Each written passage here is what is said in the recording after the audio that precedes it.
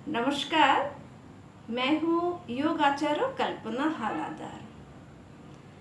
आपके समक्ष इस वीडियो में कुछ मैंने मिट्टी रखा है। बड़ा आश्चर्य लग रहा है ना?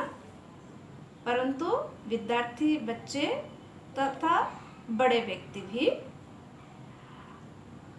सबको जानकारी होना बहुत जरूरी है कि भोजन के साथ मिट्टी का क्या संपर्क है। जब मिट्टी के तत्व बारे में हमें जानकारी प्राप्त होती है तो भोजन के जो घटक पाए जाते हैं उसको समझना आसान हो जाता है, और जब हम समझ पाते हैं तब हम में भोजन के प्रति रुचि एवं उत्साह बढ़ते हैं। उसके नियम को पालन करने के लिए इच्छा शक्ति जागता है। अगर मैं इस प्रकार अगर नियम के अनुसार भोजन को ग्रहण करते हैं, पेय व पदार्थों को, तो मेरा शरीर निरोग रहेगा, मेरा शरीर बलिष्ठ एवं पुष्ट होगा, मेरा मन प्रसन्न रहेगा, मेरा मन बुद्धि एवं स्मरण शक्ति का विकास होगा। तो चलिए पता करते हैं मिट्टी और खाने योग्य भोजन पदार्थ का क्या संपर्क है। जो खाने योग्य भोजन व पदार्थ है, जो फल, सब्जी, अनाज, दूध, दही, घी, खंड, आटा, चावल, दाल आदि, इसमें 6 प्रकार के न्यूट्रिशन पाए जाते हैं। Protein, carbohydrate, fats, minerals, vitamin एवं वाटर। ठीक है, ये 6 प्रकार के तत्व पाए जाते हैं, अर्थात घटक पाए जाते हैं। और इस तत्व में वैज्ञानिक गण भोजन के प्रत्येक घटक का जब परीक्षण किया है तो देखा मिट्टी में जो तत्व पाए जाते हैं, प्रत्येक तत्व इस प्रकार की फल, सब्जी व खाने योग्य पेय पदार्थों में भी पाए जाते हैं। तो मिट्टी में वास्तव में मिट्टी पृथ्वी तत्व के अंतर्गत होते हैं। प्राकृतिक आयुर्विज्ञान में, नेचुरोपैथी ट्रीटमेंट में 5 तत्वों पर आधारित चिकित्सा होती है। तो 5 तत्व, आकाश तत्व पर नेचुरोपैथी में चिकित्सा होती है, वायु तत्व पर चिकित्सा होती है, अग्नि तत्व पर चिकित्सा होती है, जल तत्व एवं पृथ्वी तत्व पर चिकित्सा होती है। तो ये जो 5 तत्वों को इस चिकित्सा के माध्यम से संतुलित करके शरीर को निरोग प्रदान किया जाता है। तो मिट्टी पृथ्वी तत्व के अंतर्गत होते हैं, अर्थात नेचुरोपैथी में पृथ्वी तत्व के माध्यम से खाद्य चिकित्सा की जाती है। तो खाद्य चिकित्सा को समझने के लिए मिट्टी को समझना बहुत जरूरी है। पहली बात तो हम ऐसा भोजन करें हमेशा, कभी कभी नहीं, हमेशा ऋतु के अनुसार हमें भोजन करना चाहिए। 12 महीना होती है, 6 ऋतु होती है, 2-2 महीना की एक ऋतु होती है। तो ऋतु के अनुसार ना बहुत सारे बीमारी पैर फंसाने लगता है।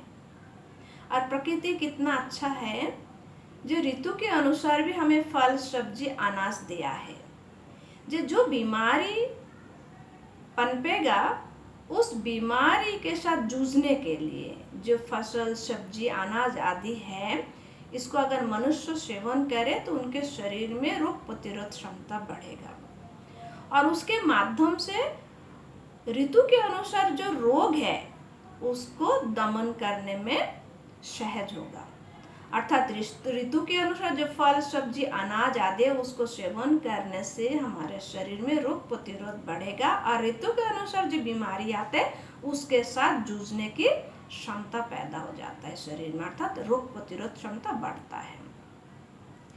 अब वैज्ञानिक गण ने खाद्य चिकित्सा के अंतर्गत जो मिट्टी है, इस मिट्टी को जब परीक्षण किया है तो उस मिट्टी में देखा है 24 प्रकार के तत्व पाए जाते हैं, जिसमें 20 प्रकार तो खनिज लवण है।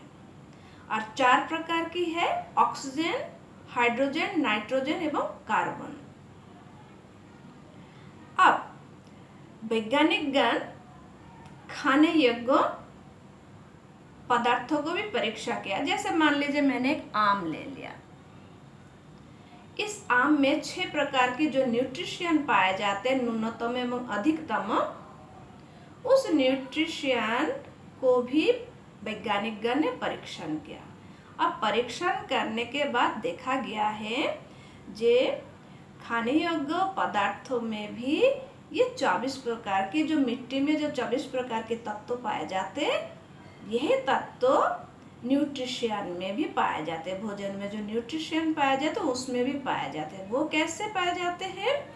जैसे प्रोटीन को जब उन्होंने परीक्षण की तो प्रोटीन के अंदर देखा गया है नाइट्रोजन, ऑक्सीजन, कार्बन एवं हाइड्रोजन है, जो थोड़ी देर पहले मैंने बताया मिट्टी में भी तत्व पाए जाते हैं।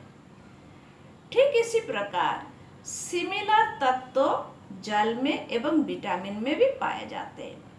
इन चारों तत्वों में से एक तत्व कम, अर्थात 3 तत्व पाए जाते हैं कार्बोहाइड्रेट एवं फैट्स में। तो कार्बोहाइड्रेट फैट्स में क्या क्या पाए जाते हैं? कार्बन, हाइड्रोजन एवं ऑक्सीजन पाए जाते हैं। ठीक है, इसके अलावा जो मिनरल्स है, जो खनिज लवण है, उसमें 20 प्रकार की खनिज तत्व पाए जाते हैं, जिसको हम इस प्रकार जानते हैं magnesium, potassium, calcium, zinc, chlorine, fluorine, iodine, लवण, दस्ता, जिंक। इस प्रकार की 20 प्रकार की खनिज लवण पाए जाते हैं।